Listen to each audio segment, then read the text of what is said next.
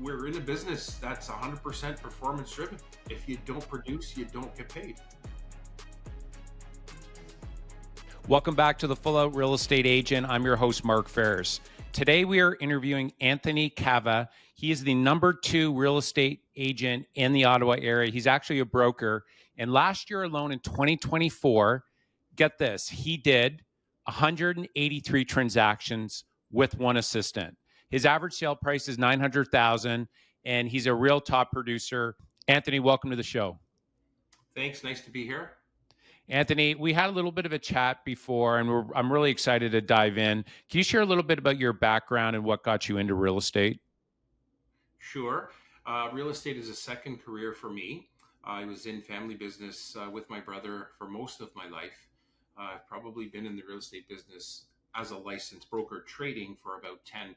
Prior to that, my involvement was in the capacity of a landlord and a small custom home builder. So real estate just sort of came together. It was a natural fit.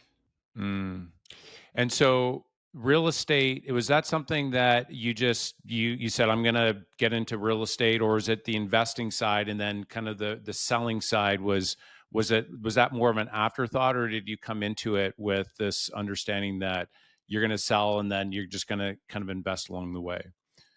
So my brother and I would take on projects when we were slower in our previous lives as business people, and found that it could be quite rewarding. So our winters were spent either renovating or fixing up an older property and flipping it or holding on to it.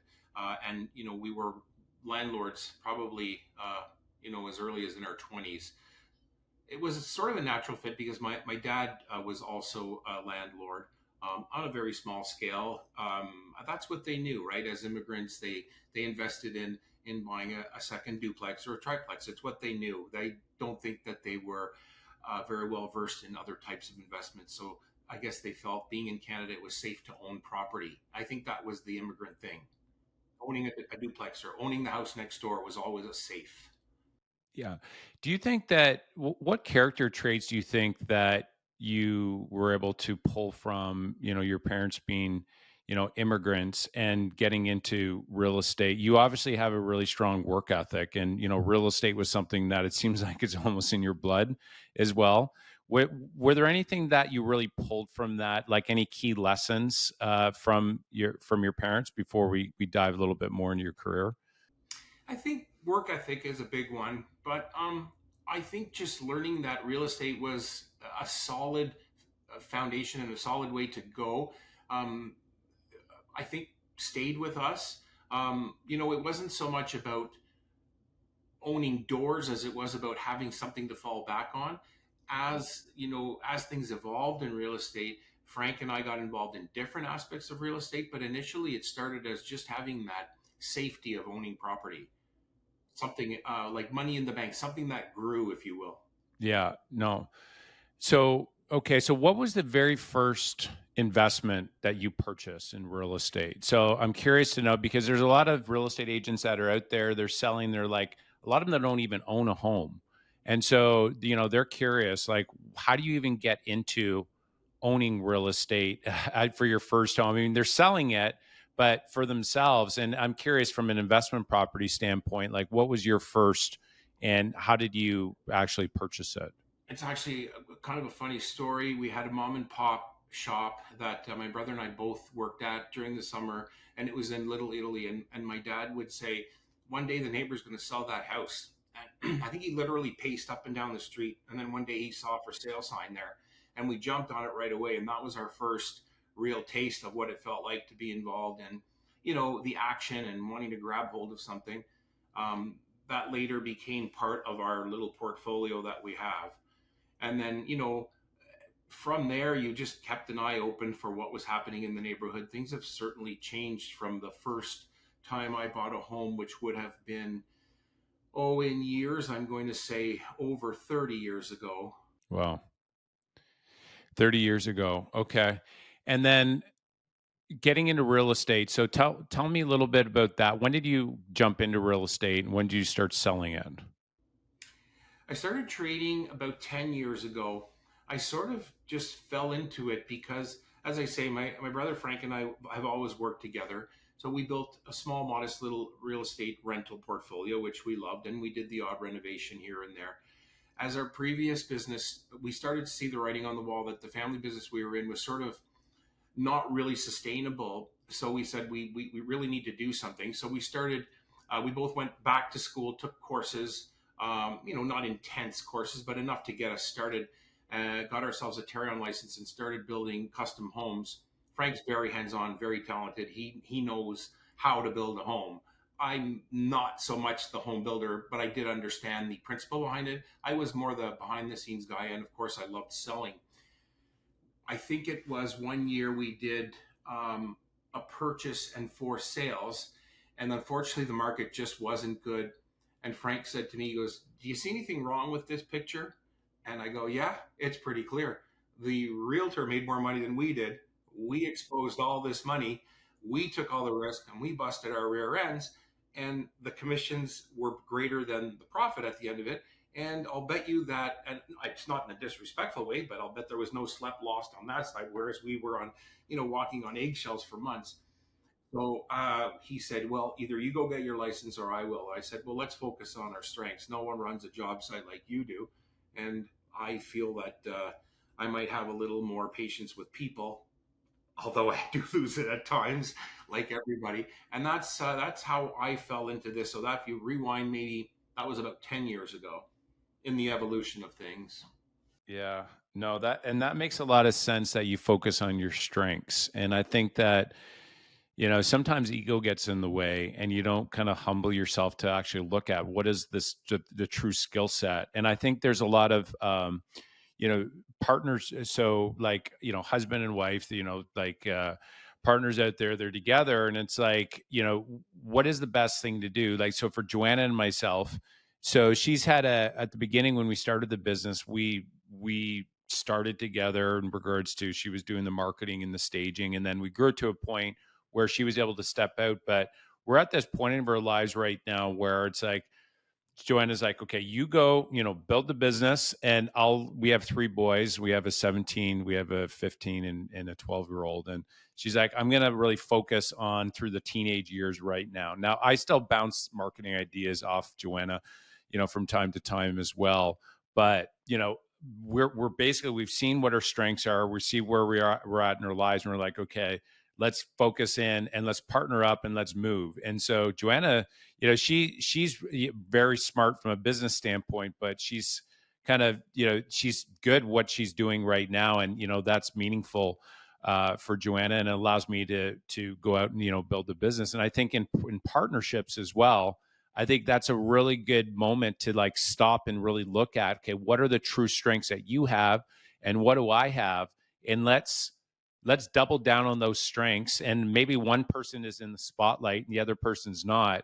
But that's where I think that in order for those relationships to keep going, there needs to be like a respect between the two of whatever the job is that you have. So like you're building each other up versus like as soon as somebody starts to get a little bit of spotlight, it's easy to get an ego with that.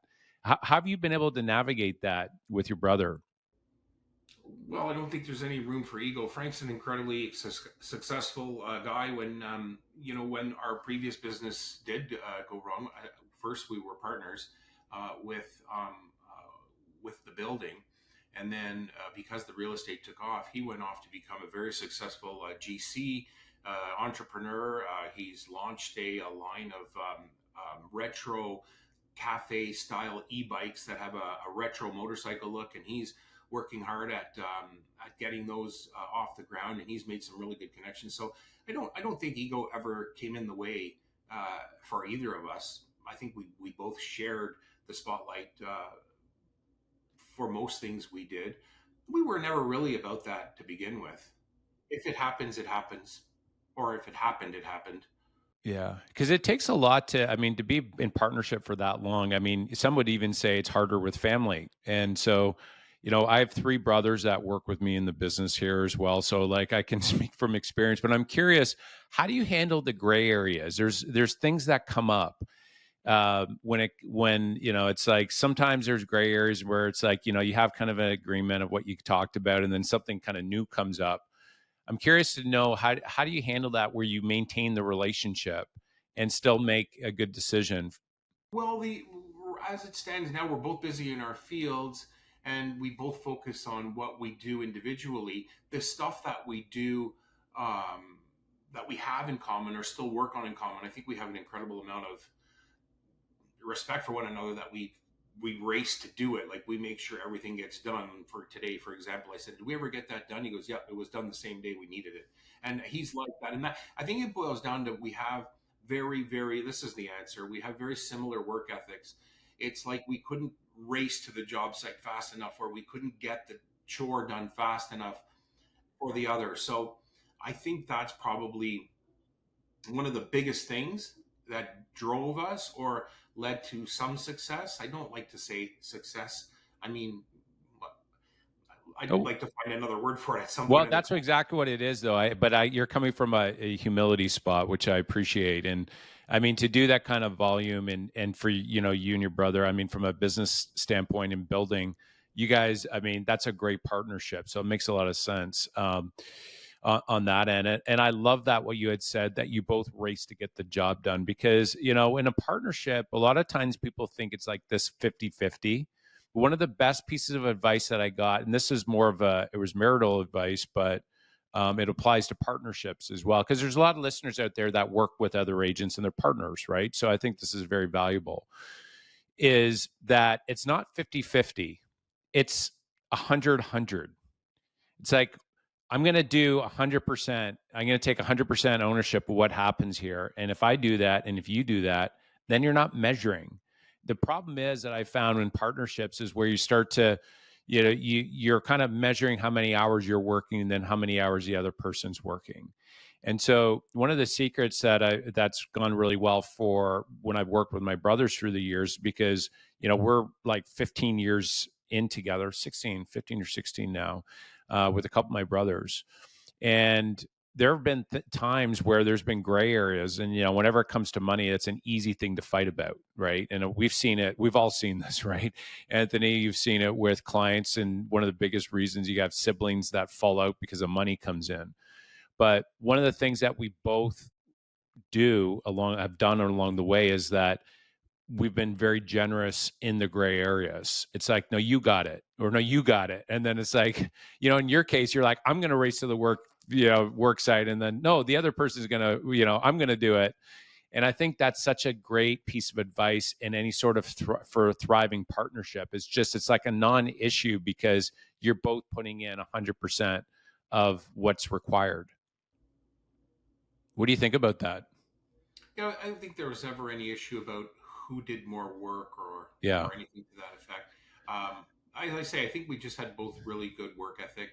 We'd Yeah. like to get the job done sooner than later. We always knew that there was going to be more work the next day, and the sooner we got it done, the less that would linger.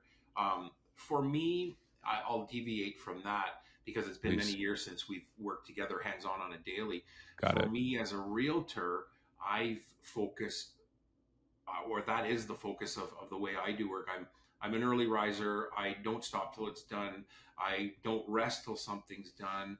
I look at it in the way I live my life as well. Like, if I'm shopping for something, and I am out and I phone three people, and one calls me back right away, and then one calls me back 4 days later, they probably didn't need my business, or were not interested in my business. When they do call back 4 days later, I've already secured the someone else to do it. So I feel like jumping on top of things immediately, not procrastinating, getting things done has been one of the key things that has I,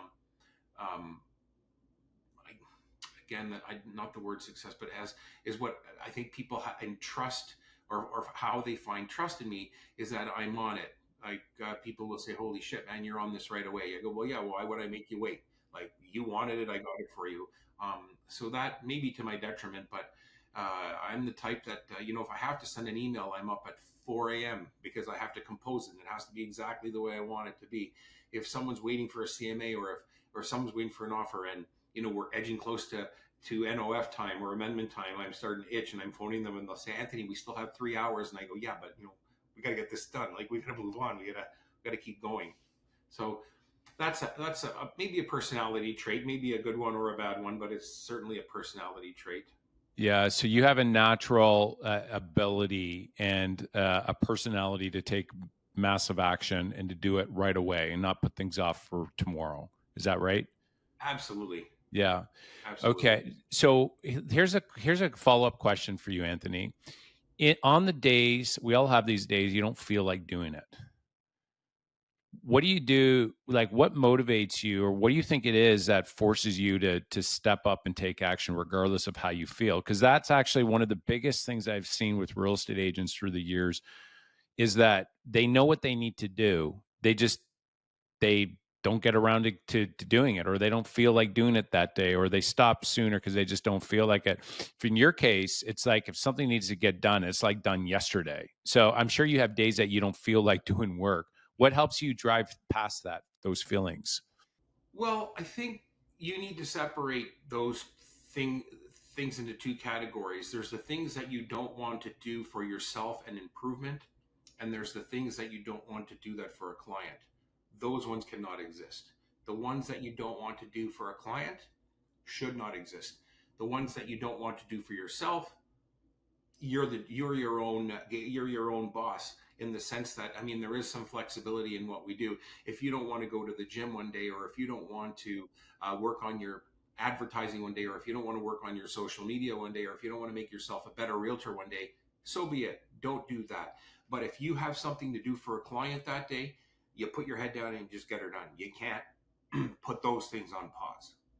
And why not? Like, what is it that is the big thing that's pushing that? Like, I'm curious, because some agents, Anthony, do not have that like many agents don't have that perspective. Okay, They're so good ghosting questions. clients. Yeah. And So I feel like I've got this voice inside my head that says to me, I've always been in sales in one way, shape, or form. And when I didn't get the job, I always asked myself, well, why didn't I get the job? And sometimes I'd have the courage to build up strength and pick up the phone and say, why didn't I get the job? Well, you didn't do this and you didn't do this. And believe me, there were a million excuses. I just don't want anyone to ever have an excuse to say, you didn't do this for me. And if I didn't get the job, or if I didn't complete the sale, or if I didn't get the listing, at least I know I did the best I could. And I often feel that perhaps, I don't know, maybe they just don't know what they're missing, because I know I'm not the agent who knows how to stage a house, and I'm not the agent who has little I don't know, promotional little things. Like, I know that a lot of agents are really good with people and their PR and their lunching and their golfing. I'm really good with people. I love people. People love me back. I'm not a great golfer, but I do negotiate well and I do get stuff done for people. So I think if I had to say, what is my strength, or did I just make that question up? It would be that I just get things done. I don't rest unless I do. That wasn't trained. That's innate. I don't know how to describe it. I think it's pretty much the fact that we're in a business that's 100% performance driven. If you don't produce, you don't get paid. yeah, makes a lot of sense. And so I really like what you said there about, you asked the question and you were curious all the way through. If you didn't get it, it's like, what could have I done? And I think Or that what did is I such, do wrong? or what did I do wrong? So you're always looking to improve and get better. And I think that is such a foundational, solid question to ask yourself, that you actually have a desire to want to improve and to want to, we'll just say, deliver a great experience and satisfy clients. And I think that's something that when you come into the business, I don't know if that's something you can train or not. I think that's something that you have it. You have like this genuine love of people to want to be able to please them or not. And I've noticed that the top real estate agents out there, the ones that are really successful, they have this like underlying deep yearning to satisfy and to go the extra mile and not let people down. Like they're extremely sensitive to letting people down. Although they're tough. I'm not saying it's coming from a weak standpoint. I'm saying it's like they have this need that they need to satisfy, and they're going to go the extra mile to make sure that it happens. They're not going to let little details along the way stop them from making it happen.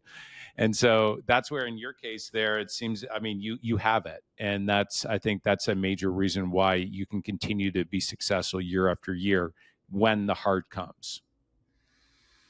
And as cliche as it sounds, I think that if you, what's the expression, you under promise and over deliver, you're always going to succeed. And I think if we, if you think lead generation, um, I would say up and until this year, which will be my 10th year, I've done very little or no advertising.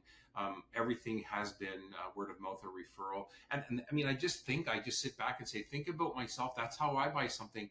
If I'm ever going to buy a big ticket item or a small ticket item or eat in a restaurant, it's always from someone saying, we ate there. He came out. It was amazing. I'd go back. Or I bought my vehicle there, and you go see this person. He treated us great. He followed up with us.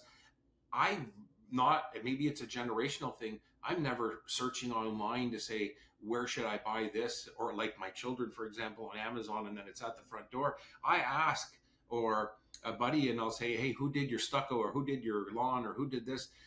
They're literally hired within days, because I think word of mouth is probably the strongest, still today, the strongest method of positive reinforcement to how good someone can do a job for you.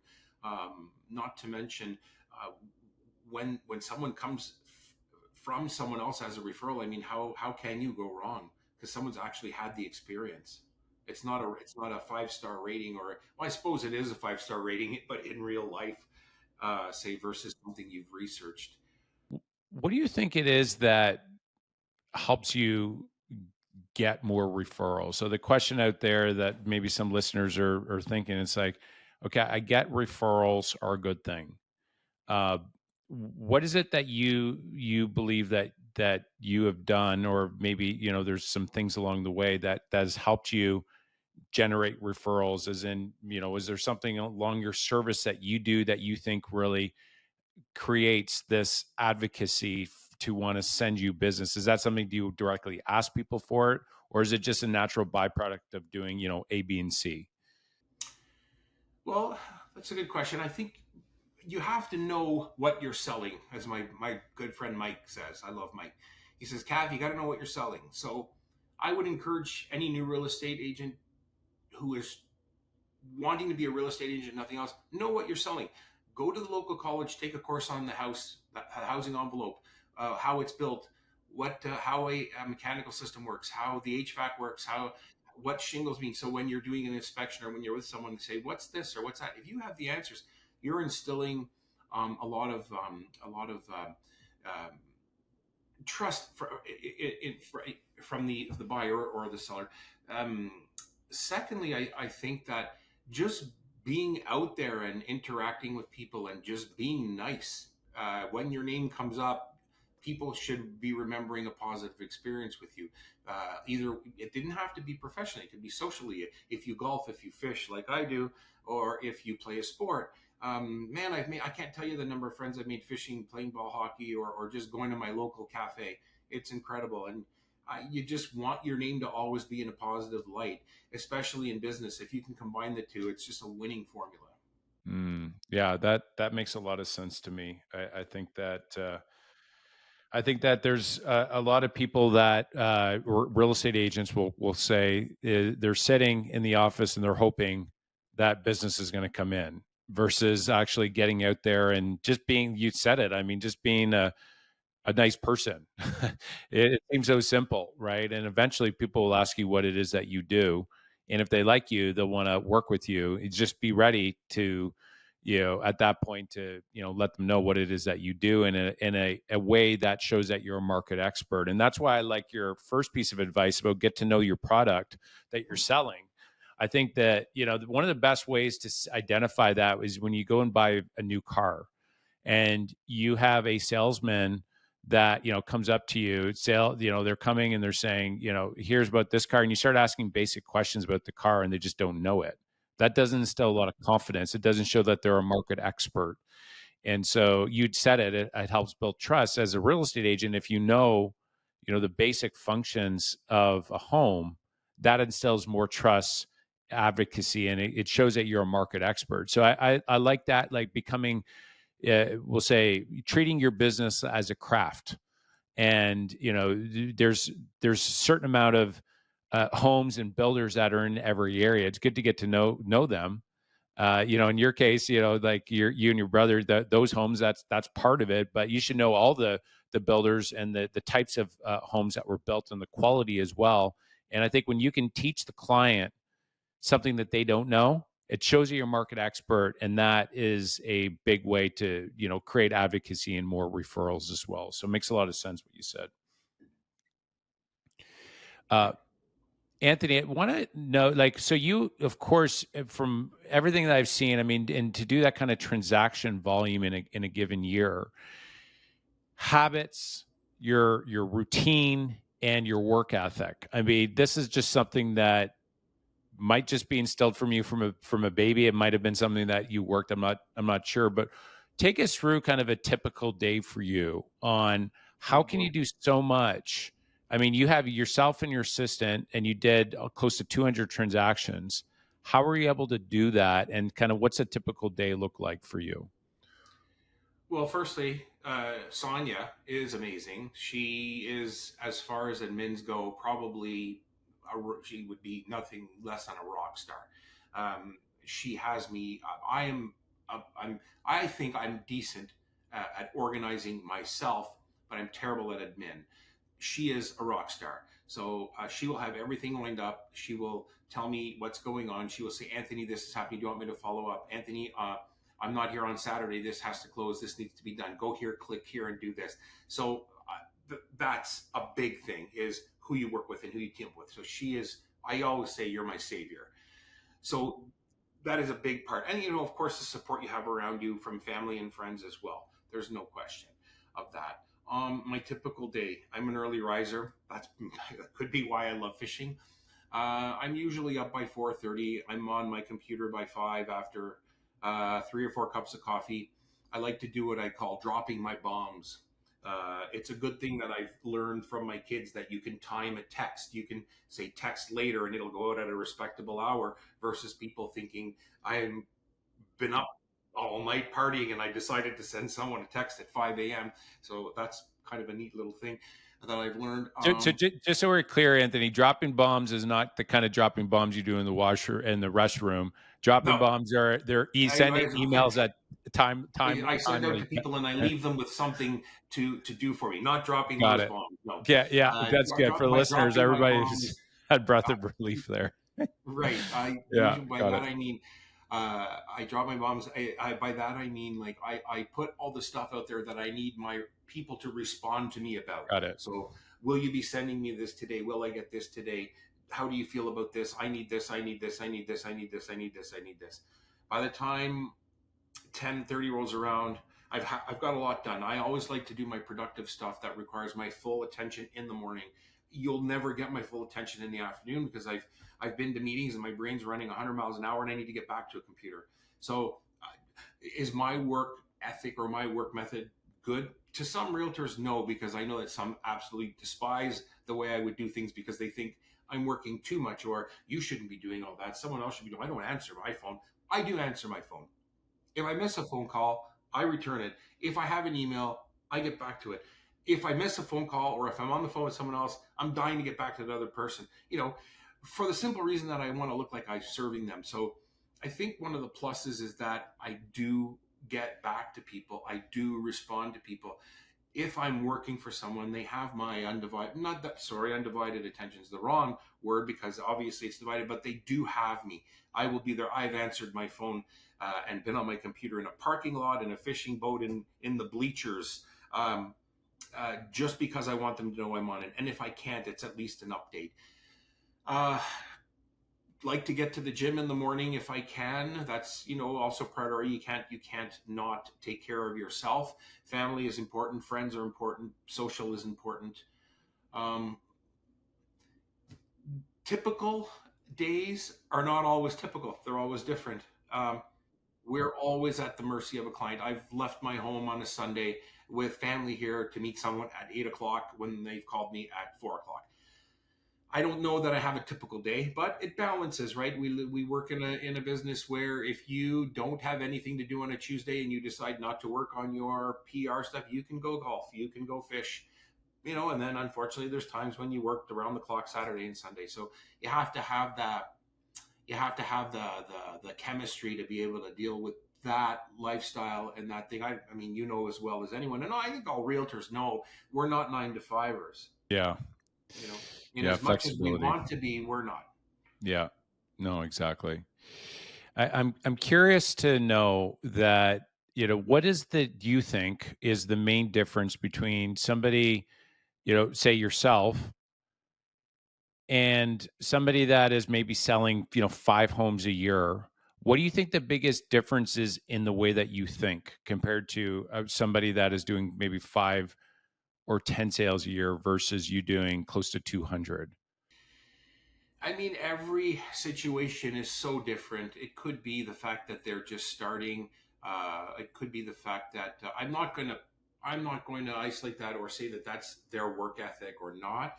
Some people struggle at making connections where they're a whiz at admin or MLS or Matrix or Faltor. I'm not that guy, but I'm good with communication. I'm good at negotiating.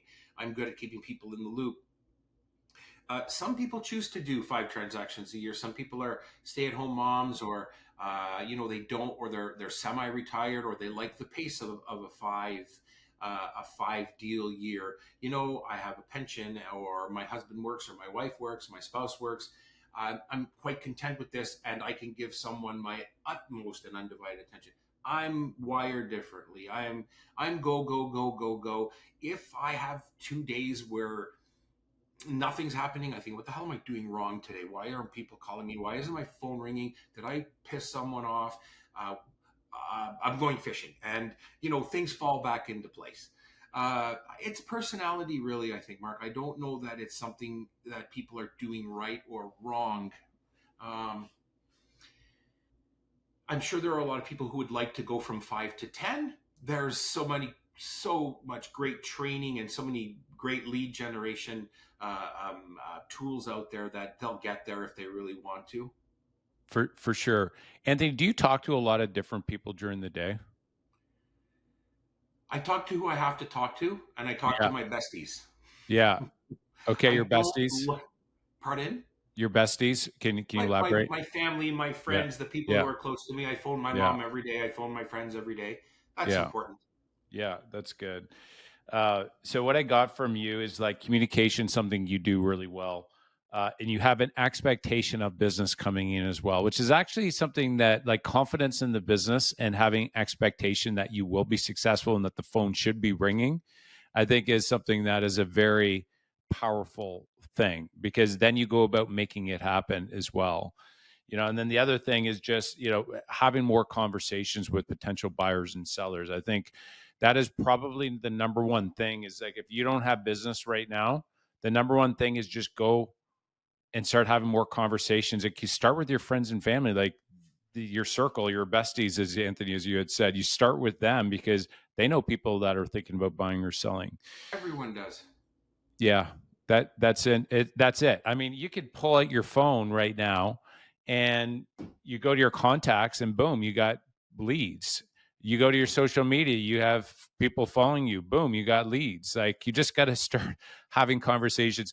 Anthony, I did this interview with this top producer and he's like, Mark, when I started, I actually sat at the gas station and when people were walking in, I would just have real estate conversations with them. And you got business that way. And that was such a beautiful, insight because it doesn't matter. There are people out there that are thinking about buying or selling. And the key is, especially if you're just starting, is that you need to be the convenient option for them. And if you're out talking to them and that makes you the convenient option. And so it becomes more about having conversations. And then from there, then you got to obviously convert and kind of, move it along. But if you don't get out there, you don't never get that shot. So, um, what would you say would be some advice, Anthony, that you would give an agent out there that maybe wants to take their business to the next level, or maybe it's just an agent that's just starting, it's their first day, what advice would you have and give them to be able to be successful? Well, for someone just starting, it's tough. I think the first sales job I ever had was again with my buddy Mike. We used to sell carpet cleaning, cold calls on the phone, and you just persevere. You got to stick to it.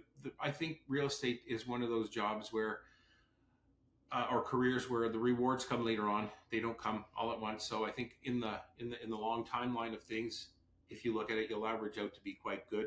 But it doesn't come all at once, and it doesn't come at the beginning. For someone next level, I was very fortunate to make some really brilliant connections who've taken me to the next level. I would have never done it alone. Um, so just keep looking for those connections. Just be that nice person. Be that person that people want to deal with. And if you're combining being the nice person, returning your calls, getting your stuff done, uh, not making people wait for you, that will all fuse, and it'll make you what you should be to either have your career take off or bring your career to the next level. Yeah. Anthony, what I really appreciate about you is regardless of your success, that you're still that nice person. Because I've seen a number of agents through the years where, they had some level of success, and the ego came up, and they just, started treating, this whole mindset, and this, I hate this saying out there, buyers are liars and all this other, BS, where it's like beating, that clients don't know what they want, and negative talk. Uh, and it's more rare to be a top producer and to still just be a genuine, nice person, and, working with them, one agent to another, instead of, making it like you're the enemy. Uh, and so I think that you have that success and you still think that way. I think that's what actually helps keep you there. Jim Collins talks a lot about this hubris of success. It's like this arrogance that stems up. So that's something that I noticed about you. So it's that's cool to see that. I like that.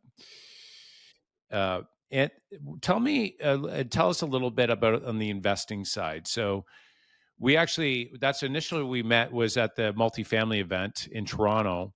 And so I know from an investing standpoint, you're further down the road than, say, there's a lot of people out there that don't even own any real estate, or they don't have any investments at all. I'm curious, what investment advice would you have for maybe a real estate agent? They're starting to do well and they have some money to invest. What overall advice would you give them? Well, to understand it, I'll step back. We're in an ever-changing a world of investment. I'll again like to take you back to the story of my brother and I buying our first home, which was on a traditional main street, and my dad pacing up and down the road waiting for the sign to go up. I mean, that's what you did. You didn't know it was going to come for sale. God forbid you knock on the door and say, "Hey, are you selling your home?" For whatever reason, we did it at the time blindly. We didn't know anything about cap rates. We didn't know anything about the rental market. All we knew is that in that time, oh, you put a down payment on and the rent pays for the house, and then at the end of the day you own the house. And that was the mentality, the simple rule to buying real estate, say 30 or 40 years ago. As we evolve and as we learn more, we learn things about things like sweet mix, cap rates, vacancy rates, and what they all mean. And they get a little more sophisticated at the conferences that we go to. Um, there's so many different moving parts with investment real estate today. I mean, are we doing it? We have to look at the big picture, and that's what people don't see. Share a quick story. I did a small investment with someone who I know very well. He invested $500,000 in a condo, and he put down the minimum down payment, and he sold it for. He cleared $75,000 on it. And he said, "Well, I spent $500 just to make 10%." I go, "Well, actually, if you think about it, I think he made 50." Claire said in 1 year, and I said, "Think about this. You didn't make 10%. You made probably 100%." He goes, "Well, how do you figure that?" I paid 500 for it, and I made 50. I said, "Yeah. You put 100 down. You borrowed 400. It carried itself, and you made 50. So your math is off." And he just kind of looked at me. So I think understanding the investment, are you doing it for the long term? Are you taking advantage of the tax benefits of it? Are you doing it for cash flow? Are you doing it to accumulate land?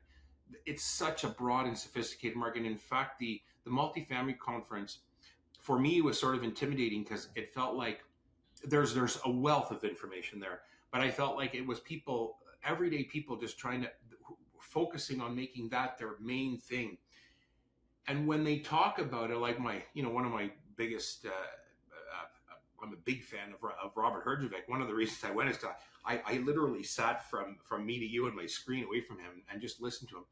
Real estate can be for everyone, whether you're very, very successful or just wanting to get in.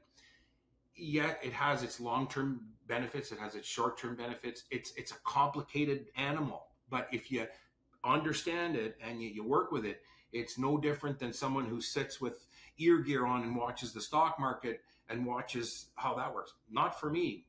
Real estate's more bricks and mortar. It's tangible. It's something that, like, our immigrant parents understood. It's something that we understand. So that's always been my focus. Yeah, you can see you're very passionate about that, and I think It's the way I talk. well, and that I think that's very powerful because I mean, when you just look at the numbers when it comes to real estate, 90% of millionaires used real estate to become millionaires, and you know, you said the story with leverage. I mean, that is a massive. You put 100,000 down, you buy $500,000 property, you make 50,000 in profit. You didn't make 10%, you made 50% because you put $100,000 down. That's you can't do that in the stock market.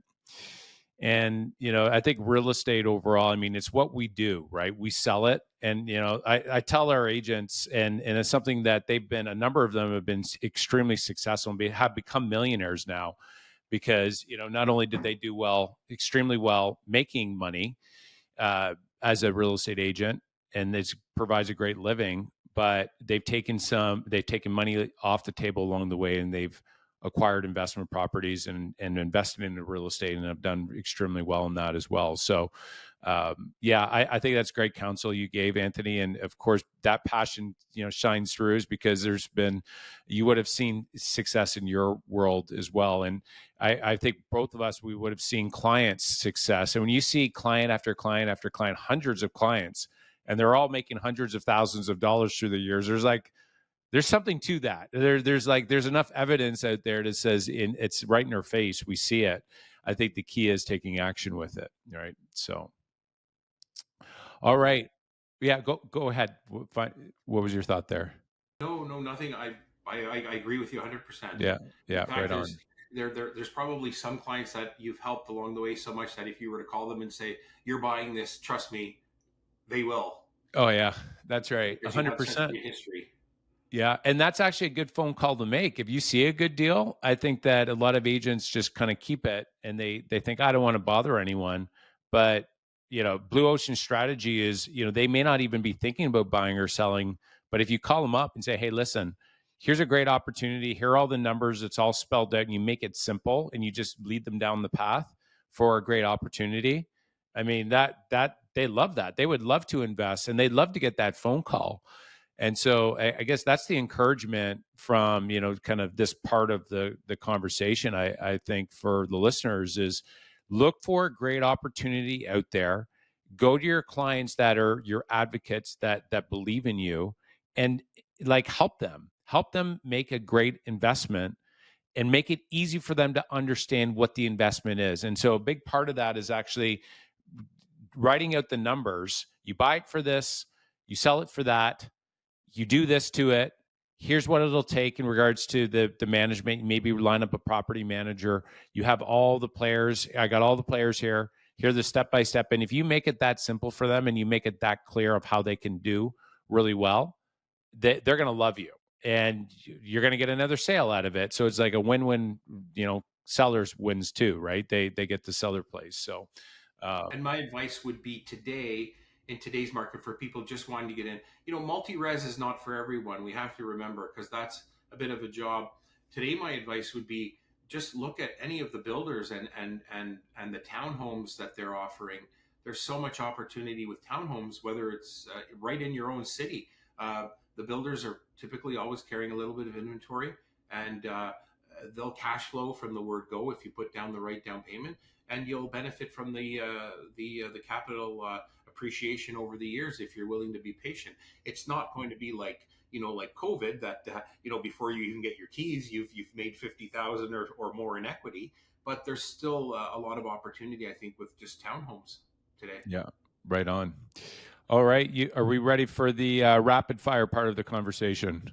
Rapid fire. Let's do it. I got 3 questions here for you, and then we're going to wrap it up. So Okay. the first question is favorite book. What's your favorite book that's had the biggest impact in your career? Oh man, so many. Rich Dad Poor Dad. Yeah, classic, solid book. Yeah, I could see. I mean, real estate. I could see why you're passionate. It seems to be Rich Dad Poor Dad is the number one book. Like I hear it about 75%. If you like investing in real estate, that book comes up over and over. So if you're listening and you haven't read that book, that's a good place to start, especially if you like real estate investing. It should be like a required read, I think. Lots of gold nuggets in there. Second question here for you, Anthony, is what are 3 words that best describe you? Passionate about real estate, outgoing enough, and persistent. Yeah, that's a great combo for a real estate agent.